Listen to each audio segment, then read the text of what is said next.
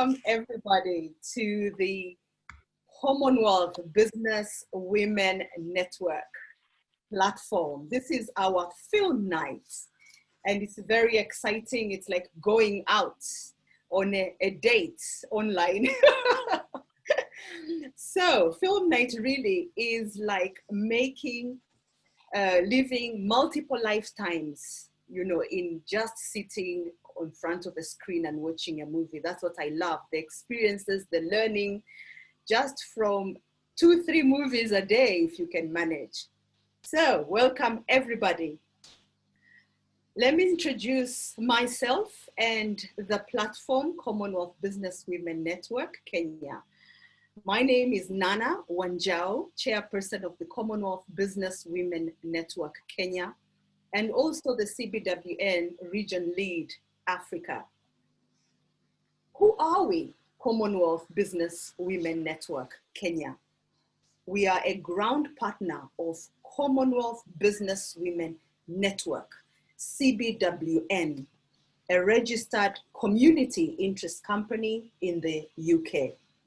Cbwn is an accredited organization directly recognized by 54 governments across 6 continents. We are committed to advancing UN Sustainable Development Goal number 5 and the Commonwealth Charter. Commonwealth Business Women Network, we are focused on women's leadership and women's economic empowerment. We have a mandate to network over 1 billion women in the Commonwealth for the sole purpose of connecting, collaborating, and doing commerce. Having said that, our mission number 1 is to strengthen the Commonwealth. 2, build businesses and advance women. And we do this through what we call our 3 T's: talent, training, and trade. Talent, training, and trade. So through the 3 T's, we are able to encourage, enable, and embed women's economic empowerment. So today we are here supporting women in the film industries. You may wonder, why women in the film industries? We want to increase the participation and progress of women in the film industry, but also all creatives. Basically supporting them turning their art into profitable business, because we believe the film industry is huge business that Kenya has not yet been able to tap into. Now, based on our vision, in alignment with our vision and mission of advancing women, today's film is really a discussion on social issues. But of course, social issues have a huge impact on the economics. Today's film, titled When They See Us. Okay, before I hand over to you, I'm going to say I cried my eyes out watching this movie. It is a mother's worst nightmare. I can't wait for just the discussions to unfold, because they are very, very hearty, heavy issues. And the reality is, these are the issues we are facing today. Renee, I would like to invite you into your space as the moderator of this session to now lead the rest of the session. If you'd like me to introduce the guests, I can also do so, or you can. Karibu, Renee. I'd love you to introduce them. Oh, fantastic.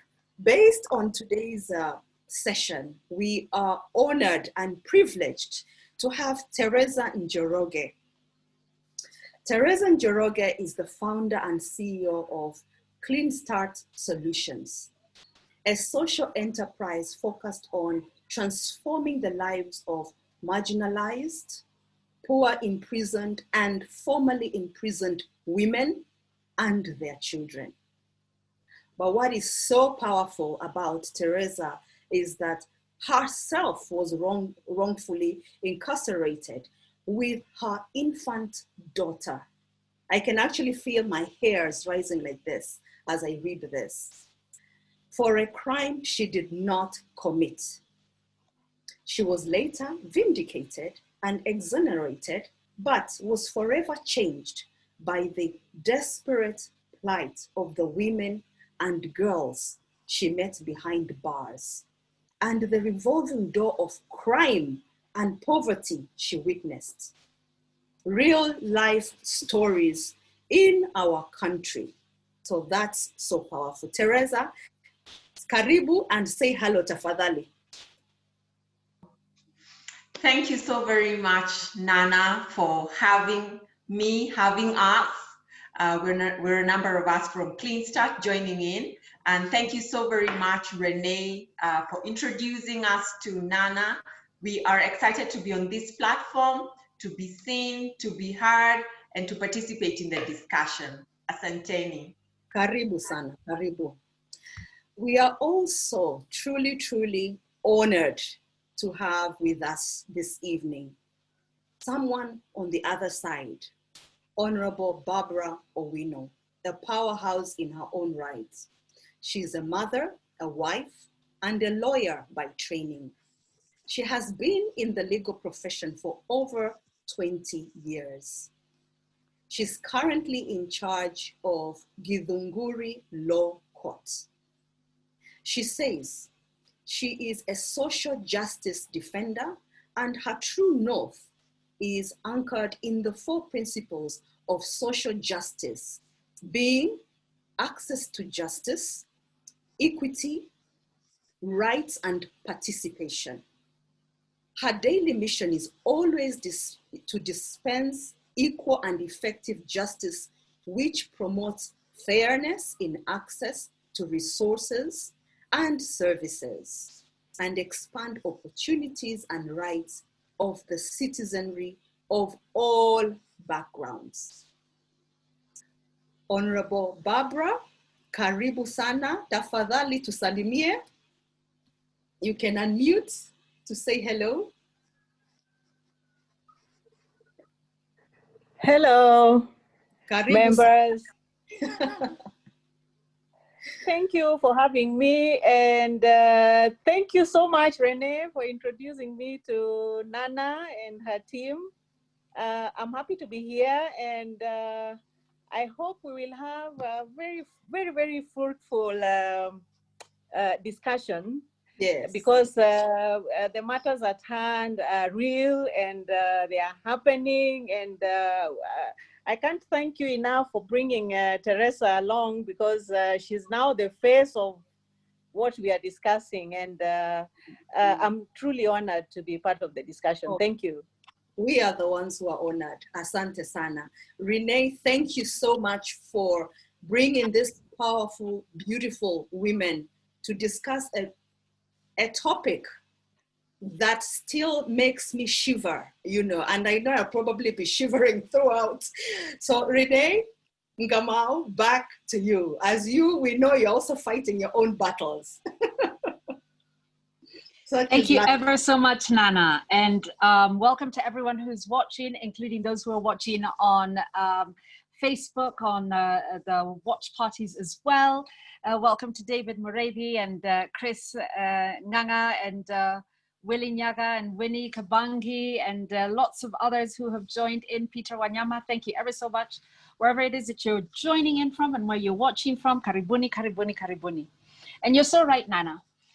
These things are theories until they happen to you. When they happen to you, you cannot even begin to imagine the horror of it. When we first planned to have this movie tonight, of course, we would have never thought that I would have been arrested and, you know, rushed through a rather very scary system. And I truly appreciated once again when they say that when state power is the greatest, is the scariest power to turn against you, because it leaves you completely helpless and hapless.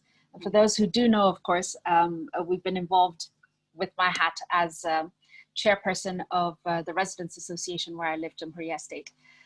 With the pushback on land grabbing in our estate, we've got some beautiful fields and we've said no to the land grabbers. And on Tuesday, that managed to turn against us, and I was arrested and ostensibly, well, I haven't actually been charged yet, but it had to do something with the land grabbing. And so yes, we are in that space. But it really brought home this conversation, not just from watching it.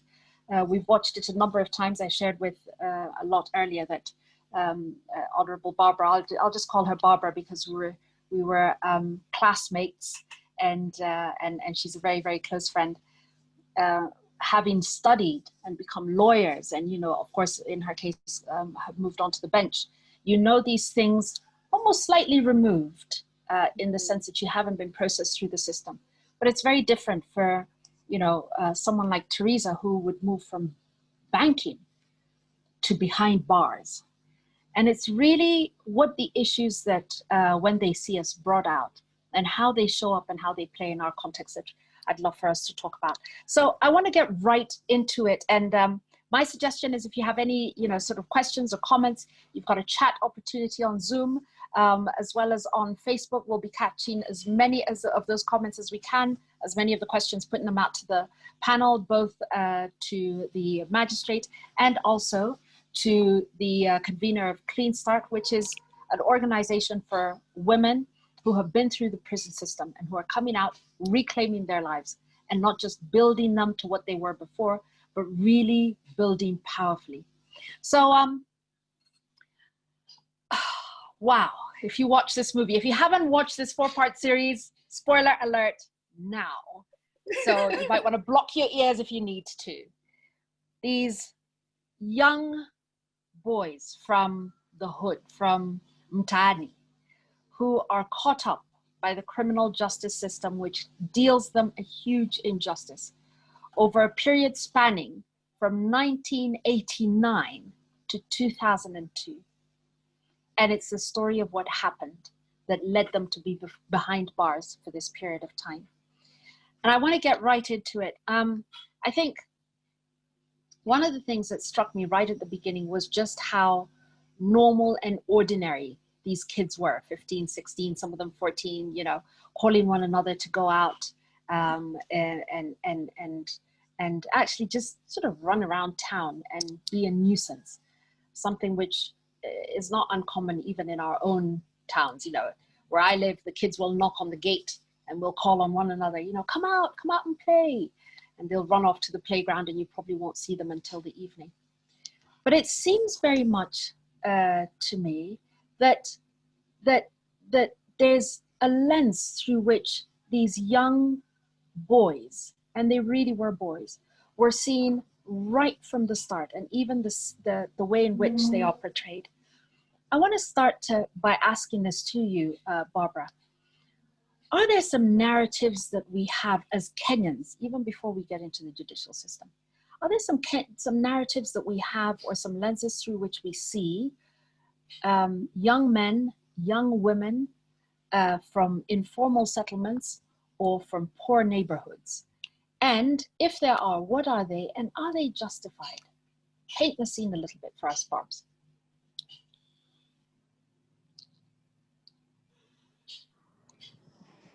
Oh, yes, Renee. By the way, I'm sorry about what happened to you the other day. I read on our wall after the fact, but I'm glad you're here. You're in good health and good spirit. So I hope all will turn out well. Of course, like all societies in Kenya, we also have we are having those problems of narratives. And just similarly to the American problem of their systemic racism, I think we could easily apply that to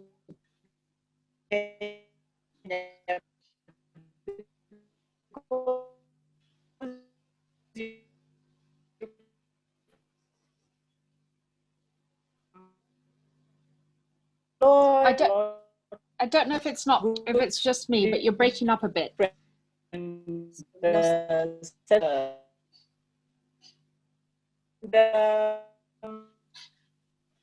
We've lost the network with Honorable Barbara. Yes. Hello. Hi, sometimes Zoom tends to do this, and what I usually suggest is you turn off your camera and see if it will become clearer. Let's try that in a bit, but I want to get to you, Teresa, while Barbara just sorts out the connection. From where you sit, what are some of the narratives that you encounter about young men, young women from informal settlements or from poor neighborhoods? Teresa. Renee, thank you so very much for, again, inviting us with Honorable Barbara to discuss this matter. I'd like to start from the very beginning of the name of the film, When They See Us, and to acknowledge the theme of tonight's discussion, Breaking the Silence, because we are representing and talking about people who are ordinarily not seen and not heard, silenced. It's as if they don't count. And it's mostly because we have already pointed fingers and judged them because they are poor, and we don't offer them opportunities, be it education opportunities, be it economic opportunities, and there are narratives that we have justified and said are okay. For instance, if you come into the criminal justice system, so to speak, it's very easy for you to be guilty, but because you're rich, you will be treated very differently from how you're treated if you're poor and innocent. These are narratives that we're very okay with as a country, and every so often we'll see, you know, these poor, whether it's young boys, young girls coming from the settlements, the slums. And if they come into contact with the judicial system, they're going all the way. And this is not just for the young boys and the young girls, it's for adults too. If you're poor, that already has sort of determined how your case is going. You're going to prison. You can't post bail, you know, you don't understand the language. But if you're rich, you know, you've got means, you're known in society, for sure, the law will treat you differently. So there are narratives that don't serve as well, which I feel are biased and, you know, don't offer, it's not, I wouldn't say it's fair or just. And the reason why I'd say that is because the work that we now do, because we're mostly now behind the scenes in the correctional institutions, we see the girls, we see the young boys that we are working with in the rehabilitation centers. And they're all from the settlements, they're all from slums, they're all from poor communities. Do we want to say that the poor are the only ones who commit crimes? And if you look at this movie, When They See Us, they were black young boys. And it's unfortunate that if you're black and male in the US, the probability of you ending up in the criminal justice system is very high. So Renee, I would say that there are narratives across the globe that determine how people are treated when it comes to the criminal justice system. Well, let me give a little bit of a pushback, if I may, and be the devil's advocate on this. And I see that Honorable Barbara is joining us back again, and we'll rope her back into the conversation as she does. But let me give you a bit of pushback, Teresa, which is that the other side of this conversation is that when you meet young men from the slums, they tend to be a lot more violent. They tend to be involved a lot more in carjackings, a lot more in petty theft and the grabbing of handbags and phones, in theft, in fact, and in assault. And also that we have higher cases of rapes in these areas than we do elsewhere. And this is very much with my devil's advocate hat on. But is there not some justification for this kind of profiling, given who the majority, not all of them, I dare not even say the majority because I don't have a number to back that up, but that there is a significant number of crimes that seem to be generated from this particular group in society? Indeed, Renee. And the way I'd look at it is, what we've done is we've criminalized poverty. They didn't choose to be born poor. What has happened is that they're not given equal opportunities. Look at the situation that we are in right now, the COVID-19 pandemic. Schools are closed. Our kids are still continuing with their classes. These poor and vulnerable kids are not attending school. How are we engaging them? How? And we're very quick to not offer them the opportunities that they deserve, i.e. education or economic opportunities, you know, but we'll be very quick to imprison them, to take them into the rehabilitation schools and the correctional centers. Let me also say that their mothers, because most of them come from single mother homes. We work with them and we see this a lot. They're trying to make ends meet. You know, again, it doesn't start at the home. It started way long before it came to affect them. You know, when the mom does not have, they didn't get an education opportunity, so it's a cycle. It's a cycle. So they don't end up getting jobs, trying to make her business work. It's not working. She's really trying to make ends meet. And I'm saying this from a point of experience, having spent time in incarceration with these women crying and asking themselves, hey, I'm here in prison. I do not know where my children are.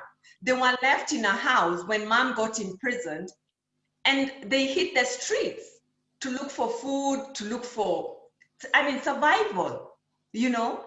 And then because we don't have systems to even take care of these children, then we end up picking those children from the streets and taking them through the juvenile justice system.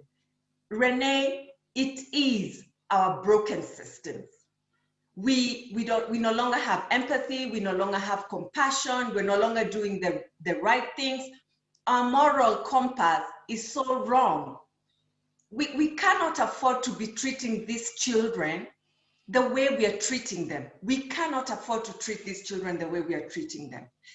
It's so many things that have gone wrong, Renee, that we really need as a society to think hard, because these are lives that are being affected every minute as we continue in the wrong direction. I love what you said, Teresa, and I want to take it up to her with Honorable Barbara, and which is, and something which you mentioned slightly earlier, which is when you go through the system, you really don't know what's going on with you.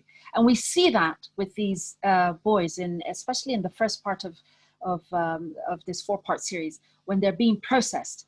And there's a series of promises that is made to them. You know, if you just tell us, then you can go home. And slowly you can see them being sucked into this web of confusion, really, and of terror. Honorable Barbara, I want to ask you this question based on this.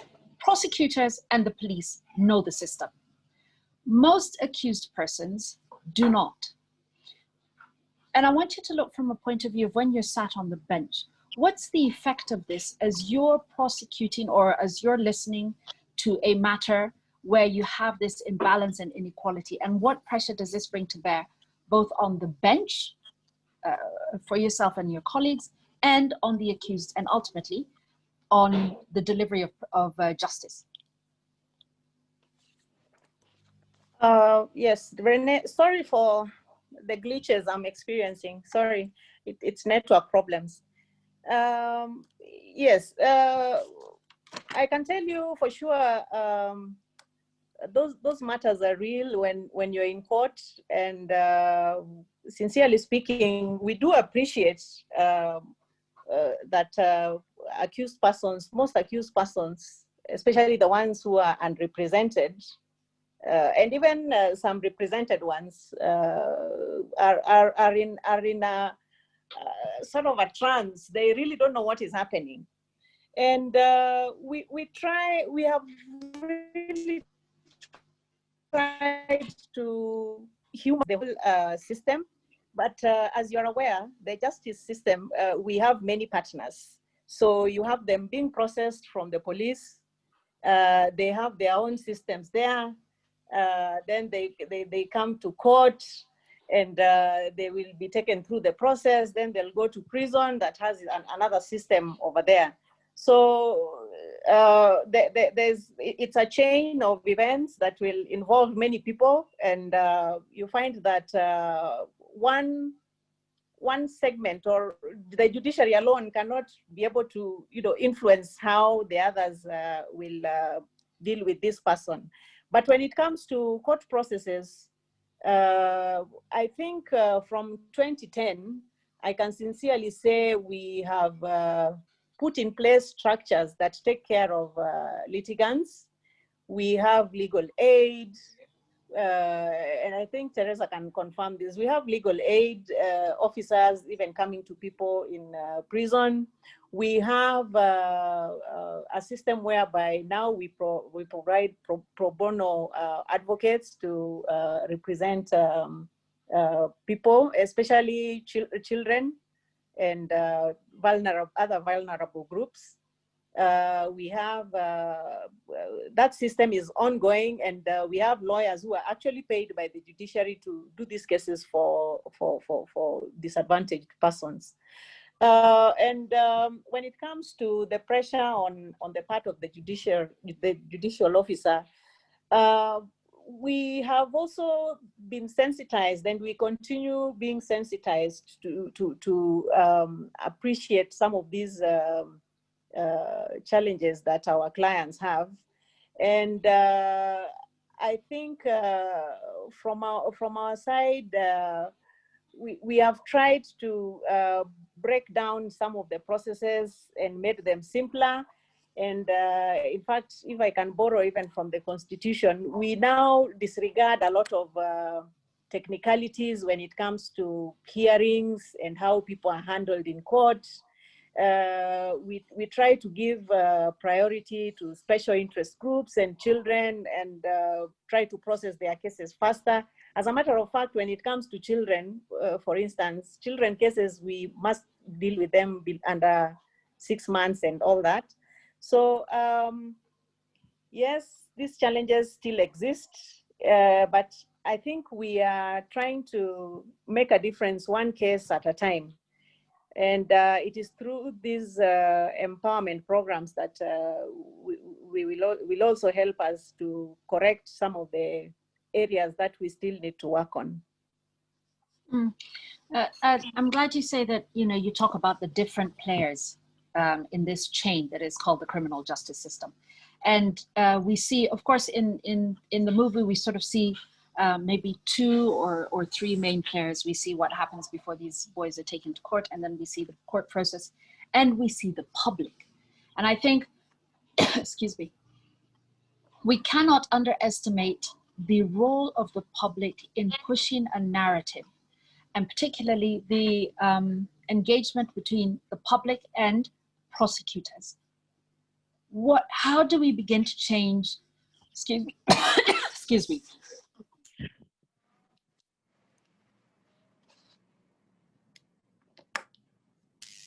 Sorry, I got a frog in my throat in there. Not very sure what went down. There we go. It is the How system. do we, it's a system. It's a system trying to beat me. But Aluta continua. No, but let's talk a little bit about the public and where public hysteria jumps into all of this. When we talk about matters, and if you don't mind, Teresa, if Teresa, may I speak specifically or ask you specifically in relation to your matter? Sure, Renee. Okay. So because the reason I want to ask you is because in your case, and in the case of part of your board members, there was a very clear media and public story that was being sold that had you guilty of something, you know, even where there was no clarity of what you were guilty of. You were just generally guilty. We just now needed to fit a crime into the guilt and put you into it and lock you away. And that this drives very much the public perception and therefore the pressure on the criminal justice system to deliver a verdict that may not be based on justice, that may in fact be based on that public perception. Teresa, how do we confront incomplete narratives or indeed wrong narratives altogether? Renee, I think they normally say you're not guilty. You're innocent until proven guilty. But that's a facade. From the moment I got arrested, it was already in the news. It was, you know, on the TV news, it was in the newspapers, and the headlines and story was bank manager thief. And people did not even want to know what has transpired. Mind you, I have not even been charged nor tried. Prosecution has not even started their case, but I have already been branded bank manager thief, big headlines. And that's what sells. That's what people now believed. And that was it for me. And even as we continue through the prosecution, and we see this prosecutorial misconduct, even in this case of when they see us for the Central Park 5, Linda and Elizabeth had 2 times to take on this case. DNA didn't match, fingerprints didn't match, nothing matched. But they really want to see to it that they have nailed it and someone has gone to prison. And that was exactly what was happening in my case. And I can assure you, because I spent time in prison, that's what happens for so many other people. The prosecution and the police, by the time they're bringing the case to court, they've not even done their investigations. I remember we used to adjourn my case so many times for the prosecution and for the police investigating officer to go and look for evidence. And I would wonder, what is this they're looking for? Yet they have already charged me with 4 counts of theft. Why were they charging me? You know, if there was no, if they didn't have the evidence, why not first do your bit of investigations, proper investigation, you know, before you bring it for prosecution? Yeah. And I wish the magistrate, the judges would just throw out these kinds of cases and ask the police and the prosecution to first go get the evidence before they bring people with half-baked evidence, you know? A lot, and it's also very intimidating. It's also really, really intimidating. You can imagine how it is for these young little boys and girls being taken through this judicial system. If it's intimidating for us, how much more intimidating is it for them, you know? And from that point where I was branded as a bank manager thief, it didn't matter whether I was innocent, I had already been branded guilty. Served that 1-year sentence, and even when I got out of prison, fighting every month in those courts, trying to prove that I am innocent. Even though I eventually got vindicated, to this date, I still carry that tag of an ex-convict now. I'm an ex-convict. I'm known as the woman who had stolen money from the bank, which is really wrong. You can imagine what that does to 14, 15-year-olds. You know? And in fact, we'll come back to that, and I want to take it from there, because we'll come back to what happens when after they're done seeing us. You know, when you come out of the other side of that. But it's still on this issue, and there's something that you've raised there, which I'd love to take up with you, Honourable Barbara, which is we have now seen that there are steps that have been put in place, or stopgaps, to ensure that half-baked matters do not arrive in court for you to start engaging before the prosecution has been ready or is ready. Speak a little bit to these, the procedure, or what is the expected procedure from the time a police file is concluded, when it goes to the ODPP, etc. And also, where can we, or what do we need to do to ensure that we seal that loophole? We seal the loophole from police to pick up, to accused, to arraignment to court, so that we stop having all of these adjournments, sometimes for years on end, before a matter is determined one way or the other. Barbara, what needs to be done to seal that? Right. So when a matter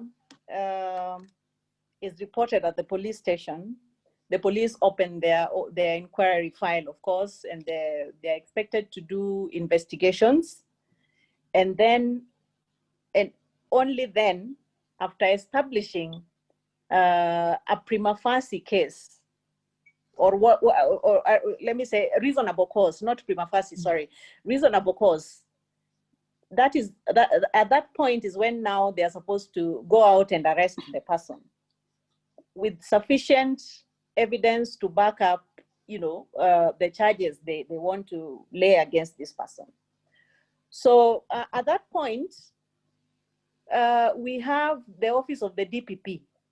And nowadays, because of these challenges that we found that, you know, half-baked matters are being brought to court, the creation of the office of the DPP was very important, and it is staffed with qualified lawyers. So qualified lawyers, and these are the people we call state counsels now. Now, the state counsel is supposed to look at that file and also make an independent decision on whether there is sufficient evidence or enough reasonable cause to take this person forward. So we expect that at that level, they are able to weed out, you know, and some of these charges which do not have legs or are, you know, are brought, you know, with other motives. So when a matter comes before court, as long as the charge sheet reads correctly at that point, as long as the charge sheet shows that there's a certain offense that was committed, either direct act or an omission by this person presented before you, you go ahead and take plea. Then after that, you ask that the police and through the DPP provides the accused person with copies of the statements of the witnesses, copies of any documentary exhibits they are going to use, and we do what is called a pre-trial conference, whereby we establish that the police and the DPP provide the defense with what they are going to use against the accused person. So from there, now you set a hearing date where you now hear the evidence from the police, of course, and then if there is enough, if there's a prima facie case, you put the accused on his defense. Now, it is for us, it's normally a very delicate balance when it comes to which case should go ahead and which one can be thrown out. You can throw out a case if at the time it is being registered, the charges are not, can I say, they are not legally drafted, or they do not constitute any offense. Then at that point, the court can throw out a case. But when a matter, you can see the charge sheet is proper and the evidence is yet to be presented, there's very little the magistrate can do in terms of throwing away the case. You have to give an opportunity to both the DPP and the accused to tell you their story before you make a decision. So you find that nowadays we've tried to limit the time period within which a case will be finalized. Unfortunately, we have only done so for sensitive cases like sexual offenses and offenses against the public, like anti-corruption matters, where there's in the statute, there's a defined time within which you're supposed to finalize that matter. So the others, we still don't have, they're just open-ended. We still don't have like time limits. But on case-to-case basis, you will find that a magistrate will give 3 or 4 adjournments for the police to bring forward their witnesses so that they can be heard. It's normally a very thin line for us, because you have to balance both the complainant's interest and the accused interest. And so you find that we try to give each party sufficient time to present their case. Sometimes, unfortunately, some of my colleagues will give too much time, what would be considered too much time and cause too many adjournments. But we try to talk to colleagues through peer groups that, you know, we should have a more uniform system whereby a case of any nature should take a certain time. And for now, we are talking about a year. So we've tried to limit cases to go for a maximum of 1 year when it comes to criminal cases. I think so many issues are brought up by this. And just to remind you once again, if you have questions, queries, comments, if you are joining us on Zoom, by all means, put them on the chat. If you are on Facebook, please do write a comment. If you're watching on my watch party, I'm able to see the comments as well. And welcome to everyone who's joined: Clem Kwasa, Caroline Konyu, Edla Muga, and Steve Chapman, and everyone else who's joining in. Let's sort of move to the next level, because of course we see in the movie, in the 4-part series, the trial being played out, and the very stark reality of the fact that these matters are not just a matter of the accused and the complainant and the system itself. It brings in families, it draws in communities, and there's a lot of pain. But I want to sort of step almost beyond that to the point at which the verdict has been read, the sentence has been given, and the person has now been incarcerated. Let's talk a little bit about the prison system in this country. And Teresa, I want to draw you in to the theory that a prison is supposed to be a place where people are sent to reform, to reflect, and hopefully to come out as better people in the society. And yet you've spoken, on the other hand, of the experience that brings you out, that has you carry this label, ex-convict, forever. How do we balance the intent to reform with the reality, qua ground, if I might use that people have this lens that they always view, or not always, perhaps very often view ex-prisoners with? Yeah, so what I'd like to say is that prisons are meant to put in custody people who are a threat to society, people who should not be mingling with others because either they cause harm or, you know, they shouldn't be with the society. They need to be sent there for some punishment of some sort. Unfortunately, the people who go through our, you know, police, DPP to get to prison are, unfortunately, mostly the poor, the vulnerable, the marginalized. When I went to prison, I didn't find anyone of my social class, anyone in my WhatsApp group, anyone of that, you know, I was an odd one out in prison. And if the only people then you're finding in prison are the poor and the vulnerable, then prison ceases to deliver its mandate.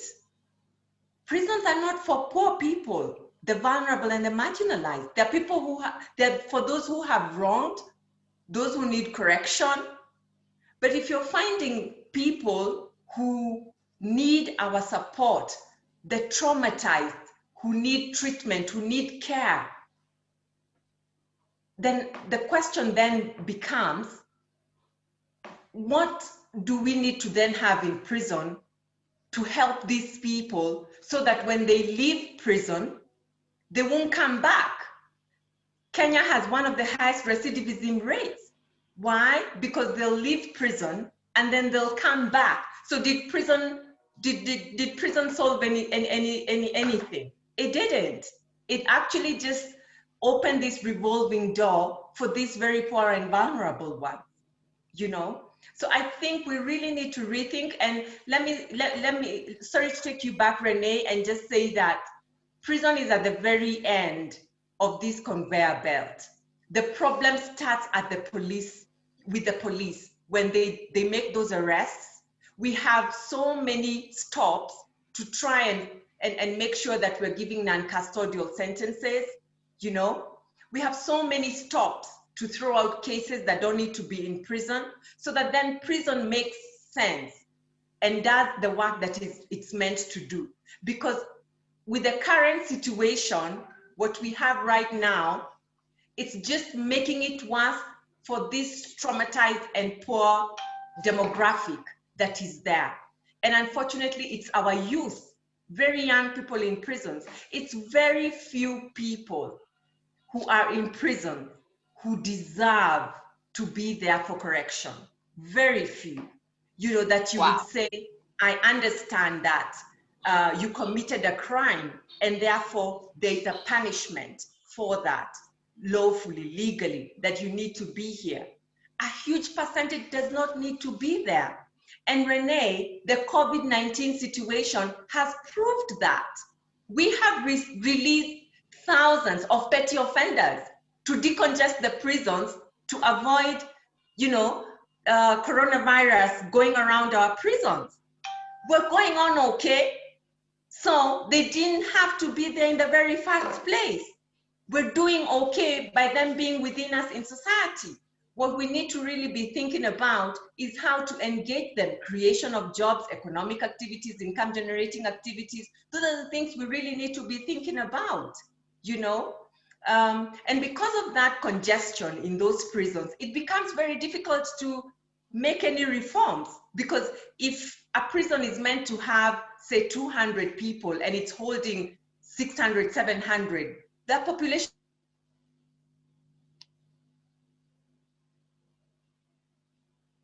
is too high for them there. And the worst part is when those gates open, Renee.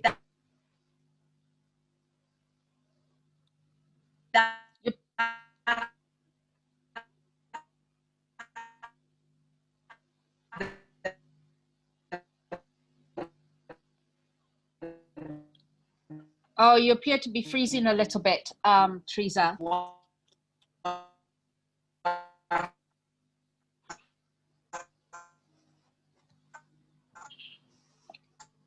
You appear to be freezing just a little bit.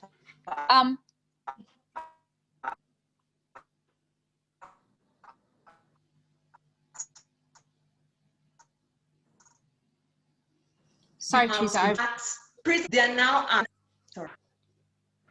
Is it now any? It's sort of coming in and going out. I don't know if anyone else is having this experience of sort of fluctuating, or if it's only on my end. Just nod if it's also feeling like it's fluctuating a little bit. Yes, it is. It is. It is. It is indeed. Let's stabilize it a little bit. And I want to also invite those who are watching, those who are having this conversation, those who are following it, for your comments, your questions, your queries, your statements. Barbara, you've heard what Teresa has said, that in fact, the majority of the people who are in prison, number one, come from a certain demographic, which suggests that in fact, this is not the end of a processing of justice. This is the end of a profiling of a certain kind of people. And that prisons are not doing what they're supposed to be doing. They're not correcting, they are not reforming. They appear to be this holding facility for people for a certain period of time. What's your reaction to that? Yes, indeed. Now, let me just explain a little bit about our prisons. First of all, the prison facilities that we currently have hold both those who are still on trial and those who have been jailed or sentenced to a prison term. So those who are still waiting for their trial are called remandees. They are in remand, okay? They are being held, awaiting their trials. Now, what happened, how they ended up there, you find when someone is brought to court, you are granted bond. And currently in Kenya, all offenses are bailable, okay? So whether it is murder, whether it is anti-corruption case, whether it is, you know, name it, they are all bailable. Meaning, if you're brought to court on a charge of murder, the magistrate will read for you the charge, and then if you plead not guilty, we will give you bond so that you do your case from home. So when bond is granted, you find that there are people who are unable to raise the bond, so they end up in the prison remand. So those are the people who are held waiting for trial. So in most prisons, you find that the population in remand is almost 3 times the population of the people the persons who are actually in jail. So that our remand facilities are really, really stretched, and it is true what Teresa is saying. Now, you find that the unfortunate thing is that when bond is granted, and we've tried as an institution to come up with a uniform kind of manner to handle bond. We have a bond policy in place to try and streamline and make bond uniform for our clients.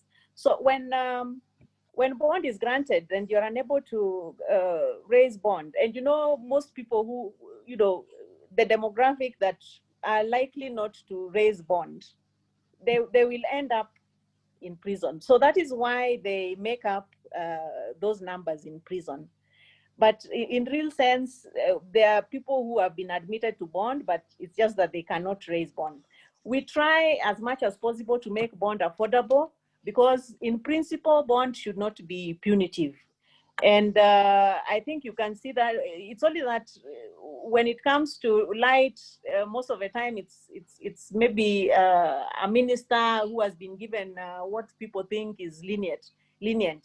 But if you look at it, if you go down to other offenses, you will realize that nowadays we've tried to bring down the amount of bond that we grant for people.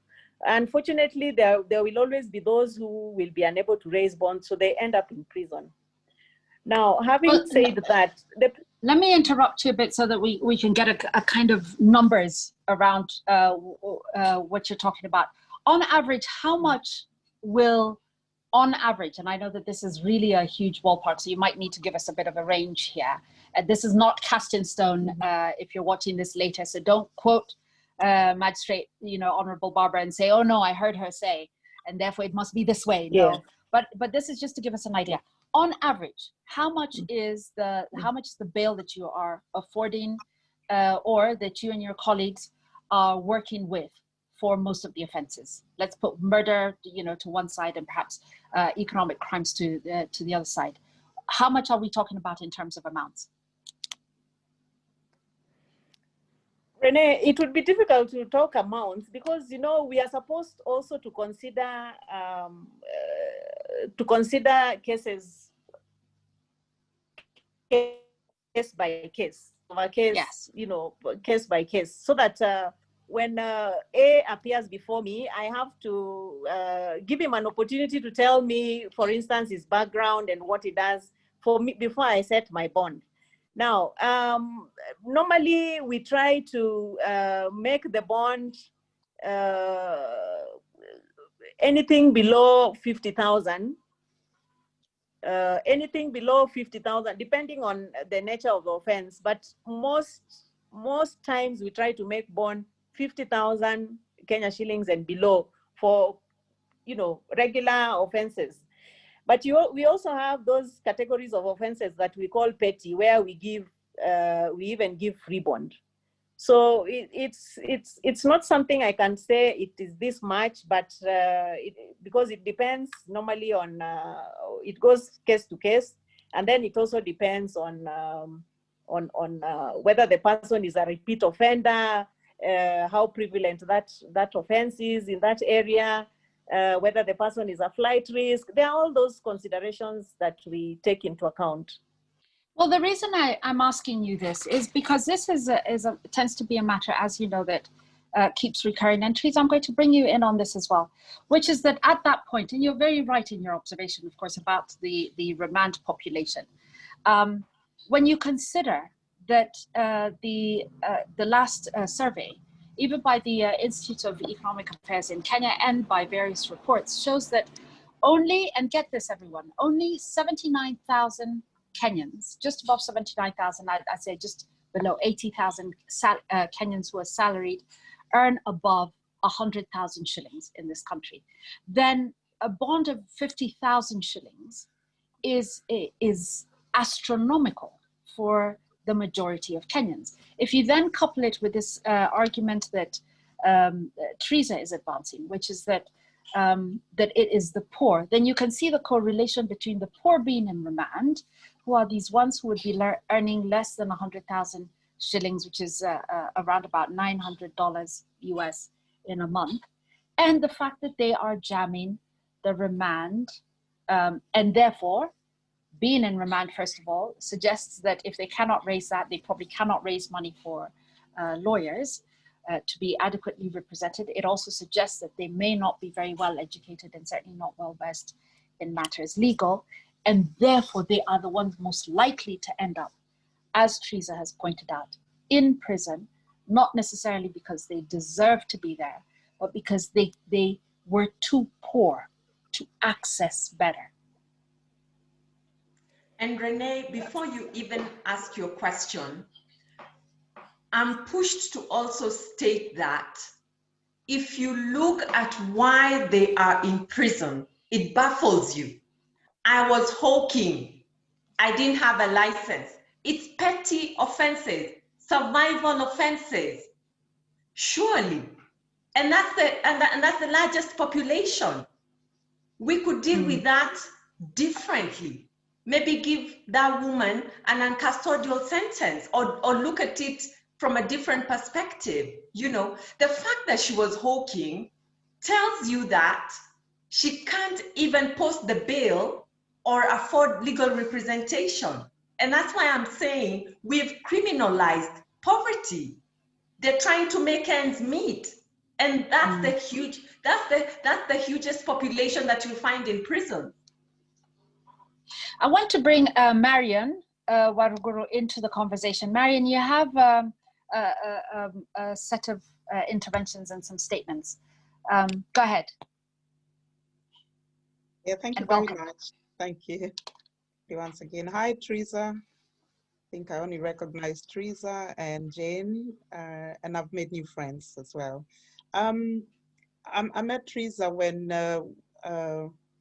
an organization that I founded here in the UK when I came to live over 20 years ago to support women living in poverty. And then we thought about a program to look at about women in prison as well in Kenya. And one of the arguments was that most of the women, and Teresa has rightly pointed out that they're incarcerated because of poverty-related issues. And some of those issues are things really they shouldn't be getting such long custodial sentences. There are other ways of resolving that. And I think when we approach our funders, they said, how can you prove that? So we say, okay, give us some money, we'll go and do some study and bring you the report and convince you that that is the case. Most of the women in prison are there because of petty offenses. They're not hardcore criminals. They're there because they have committed offenses just because of survival, basically. They were selling vegetables along a street without a license, or they were involved in what is now obviously selling illegal liquor, just survival kind of issues. And so I'm glad Honorable Barbara has stated a few things that are changing, but I wonder whether there's a lot of element, funding should be put in where it's really needed and where most of the things that have been said by Teresa, I mean, I was talking about psychosocial support as well. I don't know how much of that happens to people who are, because we met very good people who are also outside, but then they were kind of lost because of what has gone through, what's out there to support them. And I wondered if to again stop the reoffending, the revolving door kind of situation where they get out, they get in because they've got back to the same system, same problems. Where do we cast, where is a net to kind of hold them so that we don't then have that revolving door system? And then remember there are kids here as well who are being left all the time. These are the same kids who are going in the street and then they're caught and then they're put in. So where do we find, where do we stop and how do we end this?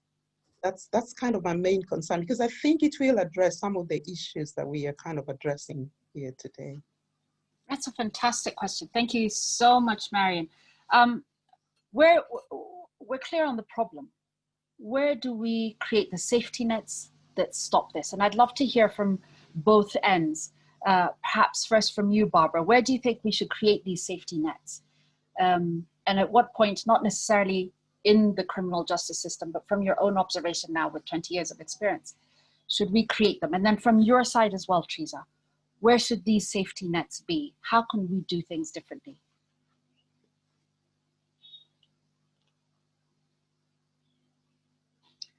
Barbara, you're muted. So I'm sure it's a fantastic point, but you're the only one who knows it. Sorry. Oh, there you are. I'm getting the hang of it.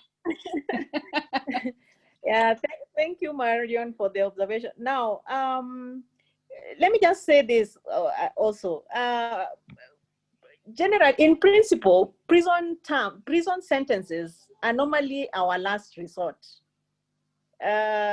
Meaning, we have many other options of sentences that as a court you can meet to an accused person.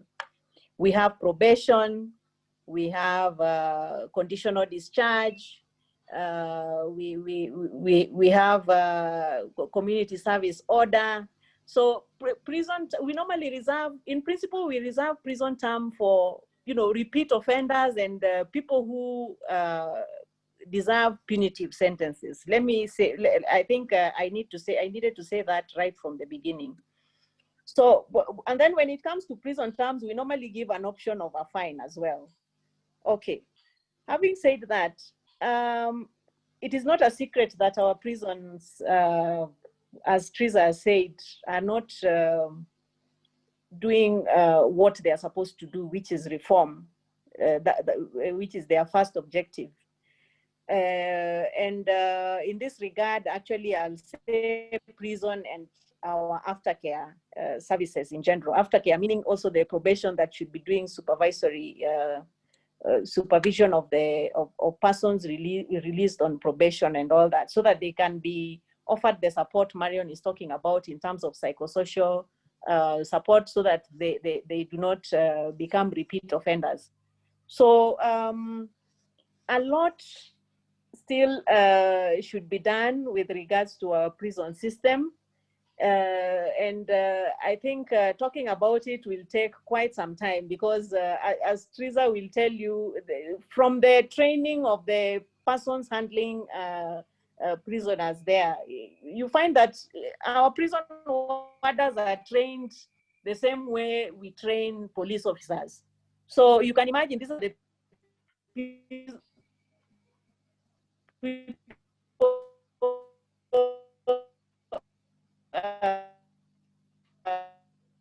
and go. They have the same mentality. From the training of our personnel in prisons, we need, there's a lot that still needs to be done. Our supervisory systems are not effective. And so you find that even when you want to place someone on probation, it really becomes now a headache, because sometimes you have to think twice, because you are not seeing this person getting any help when it comes to proper supervision when he's out there. But that said, we still put people on probation and non-custodial sentence. We still give people non-custodial sentences. So there's a lot that should be done in prisons generally, but the most critical area, and this has also been mentioned by Teresa, is the investigation part of it. Our investigative arm is still, and agencies are still need a lot of revamping, because as you have observed, they tend to come up with craft cases against people and coach witnesses who come to court, and after a long time, when the court finally gets to the truth, someone has been through the whole harrowing experience. So our investigative agencies need to be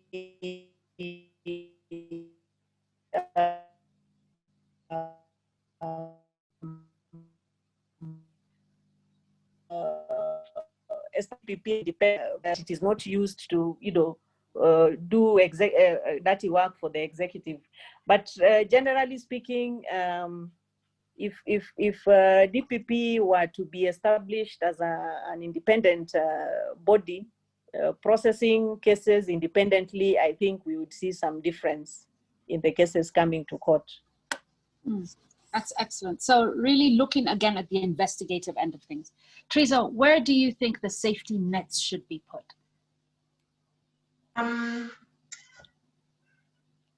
Honestly speaking, we need to rethink our criminal justice system, all the way from police, DPP, prosecution in the courts, all the way to prison. We really need to rethink this system. But this is the really difficult part. You've taken someone and handed them over from police to prosecution, the judicial system, the prison system. What system are they handed over to post imprisonment? And let me say that there is overuse of custodial sentences, overuse. The last resort should be imprisonment, but there is overuse. I'm telling you, nikupitishwa tu, unaelekea jela. But after they've been through this system, and the gates at prison now open and you've done your sentence, what system do you enter into to now reintegrate back into society? There's nothing. And as Marion has stated, they're children, silent victims who were left on the outside, and no one took care of these children. Some of us went into prison with our children, so now you come out beyond traumatized. Before you got into prison, you were traumatized. Now you're coming out super traumatized, stigmatized. Nobody wants anything to do with you, trying to rebuild your life. Here you are in a second prison that has no bars, stigmatized, no job. And I think we also need to relook into these certificates of good conduct. policies that enable people coming out of this criminal justice system rebuild their lives, because we have not absolutely zero. And so these safety networks really need to be established beyond prison, you know, and that's exactly what Clean Start tries to do for women and their children who are coming out of these correctional institutions, you know, for them to find a sister who has been through this system and can hold their hand and, you know, walk them through that reintegration piece where you can feel like you have family. And as Marion has stated, and thank you so very much, Marion, for joining us for this conversation, psychosocial support is key. You've been through a system that literally tells you how to think, you know, and here you are, all of a sudden you've got to now start thinking for yourself with no job. And again, even as we saw in the film, the family is really affected. Your family went to prison with you, whether it's your mother, whether it's your father, your children. When you get imprisoned, everyone else around you gets imprisoned as well. And there's all these psychosocial trauma and issues that really need to get addressed. And we saw in the movie that one of the fathers to the son abandoned the boy. That's exactly what happens. These women are on their own, abandoned by their families. Nobody wants to stand by them. So we need to create these safety networks post-imprisonment so that people can be able to rebuild their lives, because that's the hardest part, when you've been left all by yourself with no one to support you to rebuild your life. Quite a number of women, Renee, have committed suicide post-imprisonment, which is not on. It's tragic, which is really tragic. Wow. Kendi Mushungi on Facebook agreeing with you and stating there is an overuse of custodial sentences. Just, I know that Barbara, and I enjoy very much having these conversations with Barbara, because I know about the nature of your openness to receiving information or on the ground. Also, thank you to Constantine Candier and to Tony Karanja and all the rest, Edla Muga, who have joined us. I want to give an opportunity really about like just 1 minute, not more, and I will interrupt you if that's okay, because I am aware that Honorable Barbara has to go to another meeting that she's sort of kept postponing so that she can be here, and we're very grateful for that.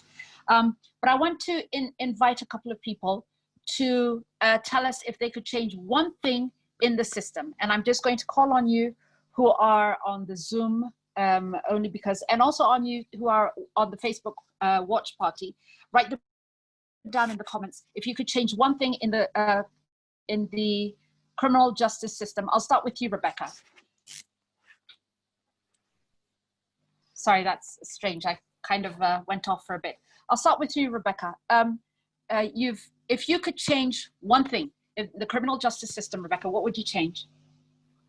The one thing I would change is criminalizing poverty. Criminalizing poverty, because I went to prison too. I served, and I found, while there, I found most of the women who are there because of poverty-related incidences. I won't even say poverty-related crimes, poverty-related incidences. And I think if the government dealt with the issue of poverty, then we would have less congested prisons. If the judiciary system looked at the chronology of why people are offending, then they would realize that it is because of poverty and would not criminalize poverty. So for me, the one thing I would change is poverty being criminalized. Yeah. Excellent. Fantastic. Let me pick on someone else. I think Jane Olma, you're also a Clean Start lady, and you've made a comment on the category of GBV, who serve very long sentences, yet they're never given an alternative sentence. Jane, what would you change? you're muted. So unmute. All right, thanks, Rene. If I was given the opportunity to change, I would change the way lawyers handle innocent people who do not have legal knowledge in courts. Just because you cannot get a civil lawyer representing a criminal case in court, and yet they take you all the way, they get your money, they won't tell you, they do a poor job, you pay, and the result is you're thrown in, and they're not sorry about it. Yeah. So change the legal bit for lawyers. Yes. In fact, the provision of adequate and proper legal representation. Exactly. That's fantastic. And let's see who I haven't called on who made a comment as well. Mombi, you made a very interesting observation about COVID-19 and a very low, if any, sentencing of pregnant women or women accompanied with children due to petty offenses. If you were to change something, Mombi, in the criminal justice system as it is right now, what would you change? Hello, thank you so much. If anything, I would change because I serve the children of imprisoned mothers. So I always say children first. Of course, everybody, but still children first because they are at the bottom of the bottom. Of course, I would change there should be intervention for them. For the children who are in prison living with their parents, they don't even feature in the Prison Act. It's actually just a menu for them. There's no guideline on how to have these children in prison. It's actually just the good heart of the officer in charge of that prison that there will be any intervention for these children. So as much as we work in the prisons, we take all the programs to the prisons for the children. There's no legal guideline on how these children are being treated in prison. So that is something that should change. Though I am grateful that in this country, the child can accompany the mother, as opposed to the West, where we think that, the West doesn't always have the right answers. It is good for a child below the age of 5 to always be with the mom, even if the mom is living under a bus, but change the conditions in which that child is living with the mother. So that is what I would want, change the conditions, because that is a true violation of their rights to thrive. Thank you. Wow, wow. This is a conversation that I think is such a complex one, and of course we can't do it the amount of justice that it deserves in the time that we are here. And so I almost want to leave you with an idea. Renee, just before we close, I have one question for Honorable Barbara. Oh, okay. Because as I watched the movie, as a mother of sons, and they were all the age of 14, 15, 16, I asked myself, what is the ABC, the 101 do's and don'ts that we should share with our children if you are ever caught in that state and you are arrested? Because we saw these children being promised, if you say this, if you say you saw, you will go home. Honorable. You are muted.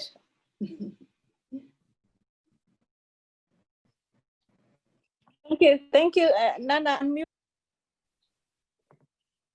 Can you hear me? Yes, we can hear you. Can you hear me? All right. Now, when it comes to children, we have a very good law called the Children Act. It's a law that contains both substantive law on how we should handle children and also procedures of how a child in conflict with the law and a child in need of care and protection are supposed to be handled. There are very specific provisions there.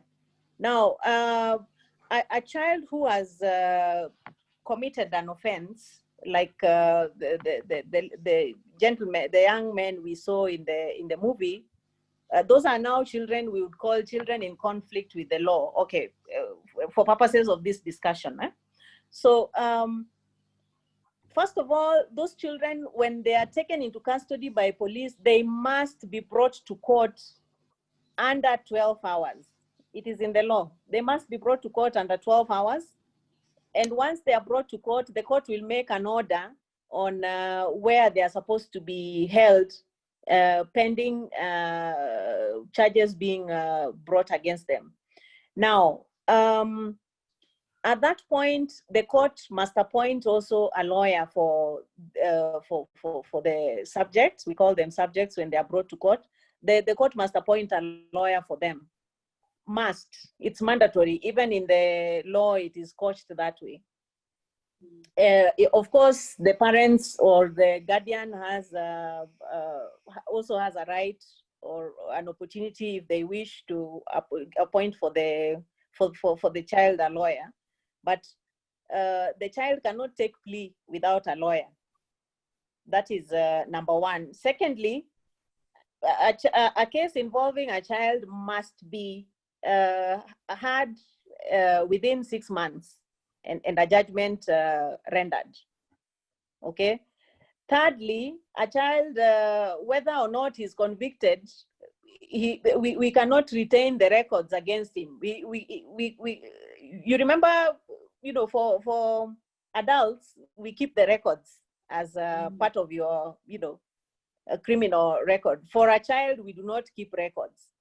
So those are some of the safeguards that there are in the law when it comes to children. So as for a child who has been arrested, they must get a lawyer before they are brought, I mean, when they are presented to court. Nana, I don't know whether...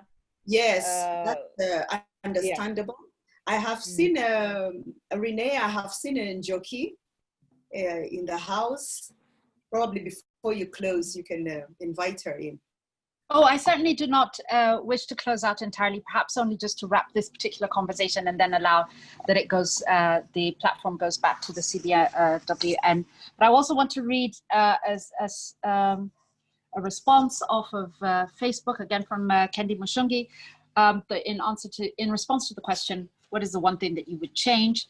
Kendi, you say better civic education as pertains to the law, what our rights are, and to ensure appropriate representation. I think very much echoing what Jane almost said. I also feel that we should have better civic education. I also feel that we should have a service. I think you mean a police service and not the police force. Sadly, we continue to feel very much like the police is a force and not a service. Utumishi kwa wote and more transparency. Thank you, Kendi. I think as I do hand over back to CBNW and invite Njoroge, in fact, to make the final comments, just to leave you with a couple of thoughts. Number one is that that number that I said to you, that 74% of salaried Kenyans earn less than 100,000 shillings. That only 79 or 80,000 Kenyans earn above 100,000 shillings. But the flip side of this is to also remember that this conversation usually has a victim, not always, but usually has a victim, someone who's been jacked, someone who's been robbed, someone who's been raped, someone, and that we haven't discussed the side of those who are victims. That recidivism suggests that the system is not doing what it is designed to do. And if it is not, that in this time, when there is nothing that is usual anymore, when everything that we assumed as business as usual or that which is the normal has been broken, that perhaps it is time to now rethink how it is that we create a pipeline that feeds a criminal justice system, whereas there are countries that have created the opposite kind of pipeline that so shuts down that need that they are now closing prisons. What is it that they are doing that we could learn from them and do ourselves and have more of our population out in the country, building their lives, growing and living dignified lives? And also the next two things. Number one is a quote that says, justice is like a train, always late. But also that one should never mistake law for justice. Justice is the ideal, law is the tool. May we not use the tool to hammer or destroy the ideal that we seek. Njoki, I want to invite you to make a couple of remarks, even as I thank my dear, dear friends, Teresa and Barbara, for their wonderful interventions. And of course, to everyone who is watching, whether on Zoom, on Facebook, or indeed on YouTube. Njoki. Thank you so much, Renee. And what a great conversation and great minds on law and the bar bench and all that. I have two types of comments, very different. One being, with my little knowledge of having worked with the judiciary, the question of, even if the laws were there, everything was being done properly, but there's a great backlog of cases in the courts at all levels. Doesn't that mean it affects the quality of judgments because of the pressure of work and of course the justice delay? So working through backlogs.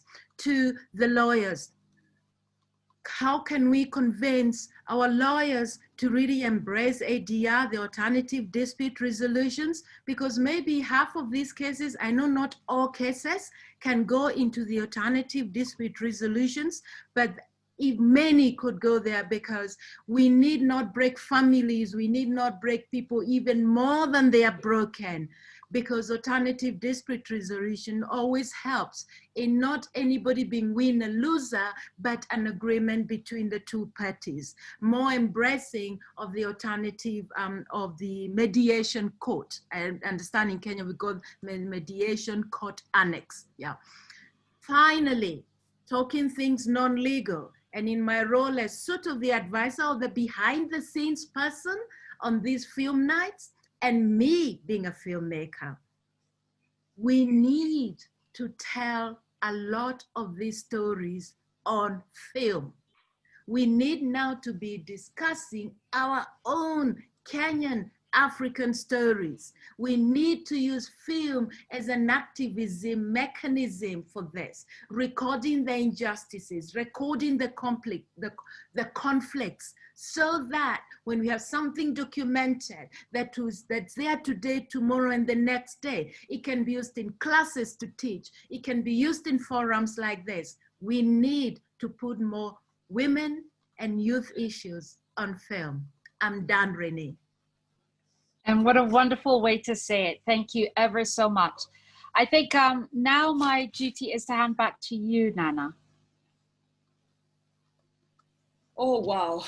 Renee, these sessions that when we started were, we said 1 hour, but the discussions are so heavy and so intense that you just find the time flying.